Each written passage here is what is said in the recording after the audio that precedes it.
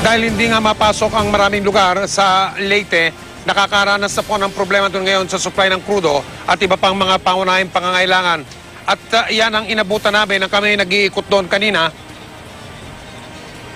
Ng PDRRMC dito. Dati, yan oh. Ngayon, ito na. Sa lupa. Yupi-yupi.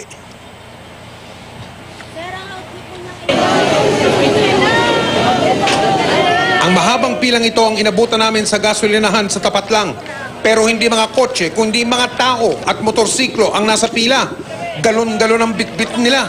Mahaba man ang pila at kahit init na ang marami, maayos naman at patyagang naghihintay ang mga nakapila. Pumasok ng ibang pulis? Sir, sir. Yung Tacloban Police? Yung kami dito kami sa Pro 8 sa Sa region kayo? Kinalala kayo dito? Augmentation? Ang kwento sa amin ng may-ari, wala raw limitasyon. Ang dami ng ibinebenta niya sa bawat isang nakapila. May rasyon ba kasalina? Mayroon po. May sapat ng... Sapat po. Kaya lahat? Kaya lahat. Magkano limit?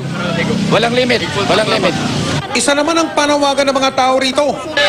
Ha? Inumin, kain. Saan kayo kumukuha pagkain? Maga at saka hapon. Walang nabili na biskwit. Saan kayo kumukuha pagkain? Walang pagkain. Ha? Naghahanap pa ng pagkain. Meron. Sila na yung nag-tubig. Tubig lahat. Medisina.